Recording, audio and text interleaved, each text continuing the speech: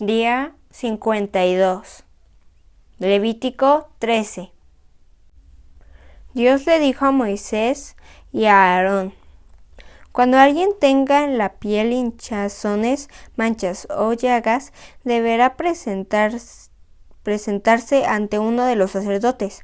El sacerdote le revisará la piel y el pelo en la galla se ha puesto blanco y la llaga se ve más hundida que la piel. Lo más seguro es que trate de lepra, por tanto el enfermo quedará impuro. Si la mancha es blanca, pero no se ve más hundida que la piel, ni el pelo se ha puesto blanco, entonces el sacerdote pondrá aparte al enfermo, a los 7 días lo revisará otra vez. Si la llaga sigue igual y no se ha extendido, mantendrá apartado al enfermo 7 días. Pasados los 7 días lo volverá a revisar y si la llaga no se extendió sino que desapareció, se trata solo de una irritación de la piel. Entonces el sacerdote declarará puro al enfermo y el enfermo lavará sus ropas y quedará purificado. Si después de que el enfermo ha sido revisado y declarado puro, la irritación se extiende por la piel, entonces deberá presentarse de nuevo ante el sacerdote. Si después de revisar al enfermo el sacerdote ve que la piel está toda irritada, entonces deberá declararlo impuro, pues se trata de lepra. La persona que tenga llagas en la piel será llevada ante el sacerdote para que la revise. Si la hinchazón de la piel es blanca y el pelo se ha puesto blanco y en la hinchazón se ve la carne viva, entonces se trata de un caso grave de lepra. El sacerdote deberá declarar impura a esa persona y ya no será necesario que la tenga apartada. Puede suceder que una mancha se extienda rápidamente hasta cubrir todo el cuerpo. El sacerdote revisará al enfermo y si la mancha le ha cubierto todo el cuerpo, entonces deberá declararlo impuro. Ha quedado puro porque se trata solo de una enfermedad de la piel. Pero si llega a aparecer la carne viva, el sacerdote la examinará y deberá declararlo impuro, porque la carne viva es impura. Se trata de lepra. Si la carne viva vuelve a ponerse blanca, el enfermo deberá presentarse de nuevo ante el sacerdote. Si el sacerdote ve que la llaga se ha puesto blanca, deberá declarar puro al enfermo. Si a alguien que tuvo la piel irritada luego le aparece un hinchazón o se le pone blanca o rojiza, deberá presentarse ante el sacerdote. Si el sacerdote ve que ha hundido la piel y que el pelo se ha puesto blanco, deberá declarar impura esa persona, pues se ha contagiado de lepra. Si el sacerdote no encuentra nada raro en la piel, mantendrá apartado al enfermo durante 7 días. Si la mancha en la piel se extiende cada vez más, deberá aclarar impuro al enfermo. Por el contrario, si la mancha desaparece, deberá declararlo puro. Si alguien se quema con fuego y sobre la quemadura se le forma una mancha rojiza, el sacerdote revisará la mancha. Si en la mancha el pelo se ha puesto blanco y la piel se ha hundido, es porque la quemadura se ha convertido en lepra. Entonces el sacerdote deberá declarar impuro al enfermo. Si el sacerdote no encuentra nada raro en la piel, mantendrá apartado al enfermo durante 7 días. Al 7º día lo revisará y si la mancha se ha extendido por la piel, deberá declarar impuro al enfermo. Por el contrario, si la mancha no se ha extendido y tiende a desaparecer, lo declarará puro, pero se trata solo de la cicatriz de la quemadura. Si a un hombre o a una mujer le sale una llaga en la cabeza o en el mentón, el sacerdote deberá revisar la llaga. Si la piel se ve hundida y el pelo se ha puesto amarillento y es escaso, el sacerdote deberá declarar impuro al enfermo, pues se trata de una clase de lepra. Si el sacerdote ve que la piel no se ha hundido, pero el pelo aún no ha sanado, mantendrá apartado al enfermo durante 7 días. Al 7º día lo revisará y si ve que la llaga no se ha extendido, el enfermo se afeitará, pero dejará sin afeitar la parte afectada. El sacerdote lo mantendrá apartado 7 días más y al 7º día volverá a revisarlo. Si la llaga no se ha extendido por la piel, deberá declararlo impuro. deberá declararlo puro. Por el contrario, si ésta vuelve a extenderse, el sacerdote lo declarará impuro. Si a un hombre o una mujer le salen manchas de color blanco o opaco, se trata de una simple enfermedad de la piel y la persona se declarará pura. Si a un hombre se le cae el pelo, se queda calvo o si pierde el pelo de la frente, no se le declarará impuro. Pero si en la parte calva aparece una mancha rojiza y pálida, eso significa que la parte calva se ha cubierto de lepra. En tal caso, el sacerdote lo revisará.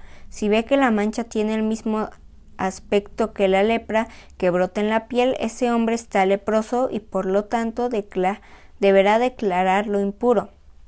Los enfermos de lepra deberán romperse la ropa y andar despeinados, y mientras dure su enfermedad serán considerados gente impura. Vivirán apartados fuera del campamento. Además, se cubrirán la mitad del rostro e irán gritando: soy impuro, soy impuro. A veces aparecen manchas en la ropa de lana y de lino y en los objetos de cuero. Si la mancha es amarillenta o rojiza, se le mostrará al sacerdote para que la examine, y el objeto se pondrá aparte durante 7 días. Al séptimo día el sacerdote volverá a examinar la mancha. Si ésta se ha extendido, el objeto es impuro y deberá ser quemado, pues se trata de un hongo destructivo. Si la mancha no se ha extendido, el sacerdote ordenará que se lave el lugar donde apareció la mancha y el objeto se pondrá aparte 7 días más.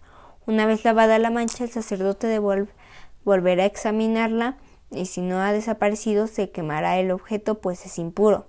Si al lavar la prenda la mancha pierde su color, el sacerdote deberá cortar el pedazo de tela o cuero manchado. Si más tarde vuelve a aparecer la mancha en el objeto, este deberá ser quemado. Pero si la mancha desaparece por completo, el objeto volverá a lavarse y se declarará puro. Estas son las instrucciones en cuanto a los objetos manchados para saber cuándo son impuros y cuándo no lo son. Levítico 14. Dios le dijo a Moisés: cuando haya que declarar puro a un leproso, se hará lo siguiente.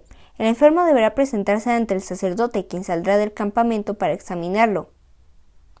Si el enfermo ya está sano, el sacerdote mandará traer 2 aves, un trozo de madera de cedro, una cinta de color rojo y un ramo de hisopo. Y los rociará con la sangre del ave muerta sobre el agua del manantial. Después de eso, con la sangre rociará aceite 7 veces al enfermo, que va a ser purificado, y luego de declararlo puro, dejará en libertad a la otra ave. Luego el enfermo lavará sus ropas, se bañará y afeitará todo su cuerpo. De esta manera quedará purificado para entrar de nuevo al campamento, aunque deberá permanecer 7 días fuera de su tienda de campaña. Al séptimo día volverá a lavar sus ropas y se bañará y se afeitará todo el cuerpo, entonces quedará purificado por completo. Al octavo día la persona purificada presentará como ofrenda 3 corderos, 6,5 kilos de harina amasada con aceite y 1/4 litro de aceite. Los corderos serán 2 machos y una hembra, de 1 año y sin ningún defecto. El sacerdote llevará a esa persona sus ofrendas y los pondrá a la entrada del santuario. Allí tomará uno de los corderos junto con el aceite y realizará la ceremonia para entregar las ofrendas. Se trata de una ofrenda para hacer las paces conmigo. El sacerdote matará el cordero en donde se presentan las ofrendas para estar en paz conmigo y las ofrendas que se quemen en mi honor. Ese lugar se ha apartado especialmente para eso. El animal que se ofrece para estar en paz conmigo será para el sacerdote, lo mismo que el animal que se ofrece para el perdón de pecados. Las 2 son ofrendas muy especiales. El sacerdote mojará su dedo en la sangre del animal ofrecido y la untará en la oreja derecha, y el pulgar de la mano derecha y en el dedo gordo del pie derecho de la persona que se purifica. Luego se echará aceite en la palma de la mano izquierda, mojará en el aceite el dedo índice de su mano derecha y rociaré el aceite 7 veces en dirección a mi altar. Además, el sacerdote le pondrá a la persona un poco de aceite en la oreja derecha, en el pulgar de la mano derecha y en el dedo gordo del pie derecho. Para terminar, el sacerdote derramará el aceite restante sobre la cabeza del que se purifica. Luego presentará la ofrenda para el perdón de pecados y quemará otra de honor a Dios, junto con una ofrenda de cereal. Así esa persona quedará purificada por completo. Si quien va a ser purificado es muy pobre, presentará para su purificación un solo cordero, 2 kilos de harina y 1/4 de litro de aceite. Presentará también, según sus posibilidades, 2 palomas y 2 tortolitas, una como ofrenda para el perdón de pecados y la otra para quemarla en mi honor. Todo esto lo presentará al sacerdote al octavo. Un día, a la entrada del santuario, allí el sacerdote tomará el cordero y el aceite y realizará la ceremonia para presentarme las ofrendas. El sacerdote matará el cordero de la ofrenda para hacer las paces conmigo y mojará su dedo en la sangre y la untará en la oreja derecha, en el pulgar de la mano derecha y en el dedo gordo del pie derecho de la persona que se purifica. Luego mojará con aceite el dedo índice de su mano derecha y rociará el aceite 7 veces en dirección a mi altar. Pondrá también un poco de aceite en la oreja derecha, en el pulgar de la mano derecha y en el dedo gordo del pie derecho de la persona que se purifica. Después de eso derramará sobre la cabeza de esa persona el aceite que aún le quede. Y para terminar presentará un ave como ofrenda para el perdón de pecados, y la otra se la quemará en mi honor, junto con la ofrenda de harina y de aceite. Así se purifica a los leprosos más pobres. Dios les dijo a Moisés y a Aarón: cuando ustedes entren en el territorio de Canaán, tal vez aparezcan manchas de hongos y mohen las paredes de sus casas. Cuando eso suceda, el dueño de la casa irá a decirle al sacerdote: en las paredes de mi casa han aparecido manchas raras. Antes de entrar en la casa, el sacerdote ordenará que la desocupen y luego entrará a revisarla. Así lo que haya en ella no se volverá impuro. Si el sacerdote ve que las manchas son verdes o rojizas, que están más hundidas que la pared, saldrá de la casa y ordenará que nadie la ocupe durante 7 días. Al 7º día volverá a revisarla. Si la mancha se ha extendido por las paredes, mandará que quiten las piedras manchadas y que raspen las paredes de la casa. Esas piedras y todo lo raspado se deben arrojar fuera de la ciudad en un sitio impuro. Luego se repondrán esas piedras en otras nuevas y se recubrirán las paredes con mezcla nueva. Si a pesar de haber hecho esto las manchas vuelven a aparecer, el sacerdote entrará en la casa y las examinará de nuevo. Si han extendido, la casa estará impura y deberá ser derribada. Tiene un hongo destructivo. Así que las piedras, la madera y todo el material de esta casa deberá arrojarse en un lugar impuro fuera de la ciudad. Si alguien llega a entrar mientras la casa estuvo cerrada, quedará impuro hasta el anochecer. Y si alguien come o duerme en ella, deberá lavar sus ropas. Pero si el sacerdote ve que la mancha ha desaparecido, deberá declarar pura a esa persona. Para declararla pura, tomará 2 aves en pedazo de madera, de cedro, una cinta de color rojo y un ramo de hisopo. En una olla recogerá agua de manantial y sobre ella matará unas de las aves. Luego tomará la madera de cedro, el hisopo y la cinta roja y el ave viva, y los empapará en la sangre y el agua. Con esta agua rociará 7 veces la casa, y finalmente el sacerdote dejará en libertad al ave viva. Con esto la casa quedará purificada. Así es como deberán purificarse las distintas clases de hongos y moho y las manchas que se aparezcan en la ropa o en las paredes. Si siguen estas instrucciones, sabrán distinguir entre lo puro y lo impuro. Salmos 52.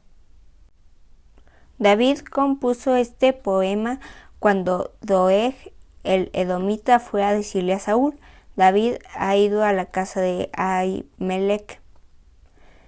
Y tú, campeón de la maldad, ¿por qué andas siempre presumiendo de tu maldad? Tienes la lengua como navaja, no piensas más que en destruir y en hacerles daño a los demás. En vez de hacer lo bueno, prefieres hacer lo malo. En vez de decir solo la verdad, prefieres decir mentiras. Tienes una lengua mentirosa y te gusta herir con las palabras, pero Dios te hará pedazos. De una vez por todas te agarrará por el cuello y te echará de tu casa, te arrancará por completo y te echará de este mundo. Cuando el pueblo de Dios vea esto, quedará muy impresionado, y entre burlas te dirá: así acabarás, campeón de la violencia, pues no buscas refugio en Dios, y así acabarán los ricos que solo confían en las riquezas. Por lo que a mí toca, siempre pongo mi confianza en el gran amor de Dios. Yo en su presencia cobro vida como árbol cargando de frutos. Dios mío, yo siempre te daré gracias por todo lo que has hecho, y en ti pondré mi confianza porque tú eres bueno. Pongo por testigo al pueblo que te ama. Lucas 8. Los días siguientes Jesús fue por muchos pueblos y ciudades anunciando las buenas noticias del reino de Dios. Con Jesús andaban también sus 12 discípulos y muchas mujeres. Estas mujeres ayudaban con dinero a Jesús y a sus discípulos. Algunas de ellas Jesús las había sanado en diferentes enfermedades y de los espíritus malos. Entre esas mujeres estaba María, a la que llamaban Magdalena, que antes había tenido 7 demonios. También estaban Juana y Susana. Juana era la esposa de Cusa, el administrador del rey Herodes Antipas. Mucha gente había venido de distintos pueblos para ver a Jesús. Él les puso este ejemplo. Un campesino salió a sembrar trigo. Mientras sembraba, unas semillas cayeron en el camino. La gente que pasaba por allí las pisoteaba y los pájaros se las comían. Otras semillas cayeron en un lugar donde había muchas piedras. Las plantas nacieron, pero pronto se secaron porque no tenían agua. Otras semillas cayeron entre espinos. Las plantas brotaron, pero los espinos las ahogaron y no las dejaron crecer. El resto de las semillas cayó en buena tierra. Las plantas nacieron, crecieron y produjeron espigas que tenían hasta 100 semillas. Después Jesús dijo con voz muy fuerte: si ustedes en verdad tienen oídos, pongan mucha atención. Luego los discípulos le preguntaron: ¿qué significa ese ejemplo que contaste? Jesús les respondió: a ustedes les he explicado los secretos acerca del reino de Dios, pero a los demás solo les enseño por medio de ejemplos. Sí, aunque miren, no verán, y aunque oigan, no entenderán. El ejemplo significa lo siguiente: las semillas presentan el mensaje de Dios. Las que cayeron en el camino representan a los que oyen el mensaje, pero cuando viene el diablo hace que se les olvide, para que ya no crean ni reciban la salvación de Dios que Dios les ofrece. Las semillas que cayeron entre piedras representan a los que reciben el mensaje con alegría, pero como no lo entienden bien, en cuanto tienen problemas dejan de confiar en Dios. Las semillas que cayeron entre espinos representan a los que oyen el mensaje, pero no dejan que el mensaje cambie sus vidas, pues viven preocupados por tener más dinero y por divertirse. Las semillas que cayeron en buena tierra representan a los que oyen el mensaje de Dios y lo aceptan con una actitud obediente y sincera. Estos últimos se mantienen firmes y sus acciones son buenas. Nadie enciende una lámpara para taparla con una olla o para ponerla debajo de la cama. Más bien la pone en un lugar alto para que la alumbre a todos los que entran en la casa, porque todo lo que esté escondido se descubrirá y todo lo que se mantenga en secreto llegará a conocerse. Por eso presten mucha atención, porque a los que saben algo acerca de los secretos del reino se les contarán muchísimas cosas más, pero a los que no saben nada de los secretos del reino, Dios les hará olvidar hasta lo que creen saber. La madre y los hermanos de Jesús fueron a verlo, pero no podían llegar hasta donde él estaba porque mucha gente lo rodeaba. Entonces alguien le dijo a Jesús: tu madre y tus hermanos están afuera y quieren hablar contigo. Jesús contestó: mi madre y mis hermanos son todos aquellos que escuchan y obedecen el mensaje de Dios. Un día, Jesús subió a una barca con sus discípulos y les dijo: vamos al otro lado del lago. Entonces partieron y mientras navegaban Jesús se quedó dormido. De pronto se desató una tormenta sobre el lago y el agua empezó a meterse en la barca. Los discípulos, al ver el grave peligro que corrían, a gritos despertaron a Jesús: Maestro, Maestro, nos hundimos. Jesús se levantó y ordenó al viento y a las olas que se calmaran. Y así fue, todo quedó tranquilo. Luego le dijo a los discípulos: ustedes no confían en mí. Pero ellos estaban tan asustados y asombrados que se decían: ¿quién es este hombre que hasta el viento y las olas lo obedecen? Jesús y sus discípulos llegaron a la otra orilla del lago, a la región de Gerasa. Cuando Jesús bajó de la barca, le salió al encuentro un hombre de ese lugar que tenía muchos demonios. Ese hombre no vivía en una casa, sino en el cementerio, y hacía ya mucho tiempo que andaba desnudo. Como los demonios lo atacaban muchas veces, la gente le ponía cadenas en las manos y en los pies y lo mantenía vigilado, pero él rompía las cadenas y los demonios lo hacían huir a lugares solitarios. Cuando este hombre vio a Jesús, lanzó un grito y cayó en rodillas ante él. Entonces Jesús ordenó a los demonios que salieran del hombre, pero ellos gritaron: Jesús, Hijo del Dios Altísimo, ¿qué vas a hacer con nosotros? Te rogamos que no nos hagas sufrir. Jesús le preguntó al hombre: ¿cómo te llamas? Él contestó: me llamo Ejército. Dijo eso porque eran muchos los demonios que habían entrado en él. Los demonios le rogaron a Jesús que no los mandara al abismo, donde se castiga a los demonios. Cerca de allí, en un cerro, había muchos cerdos comiendo. Los demonios le suplicaron a Jesús que los dejara entrar en esos animales, y él les dio permiso. Los demonios salieron del hombre y se metieron dentro de los cerdos. Entonces los cerdos corrieron cuesta abajo y cayeron en el lago y se ahogaron. Cuando los hombres que cuidaban los cerdos vieron lo que había pasado, corrieron al pueblo y les contaron a todos lo sucedido. La gente fue a ver qué había pasado. Al llegar vieron sentado a los pies de Jesús al hombre que antes tenía los demonios. El hombre estaba vestido y se comportaba normalmente, y los que estaban allí temblaban de miedo. Los que vieron cómo Jesús había sanado a aquel hombre empezaron a contárselo a todo el mundo. Entonces los habitantes de la región de Gerasa le rogaron a Jesús que se fuera de allí porque tenían mucho miedo. Cuando Jesús subió a la barca para regresar a Galilea, el hombre que ahora estaba sano le rogó a Jesús que lo dejara ir con él, pero Jesús le dijo: vuelve a tu casa y cuéntales a todos lo que Dios ha hecho por ti. El hombre se fue al pueblo y contó todo lo que Jesús había hecho por él. Cuando Jesús regresó a Galilea, la gente lo recibió con mucha alegría, pues lo había estado esperando.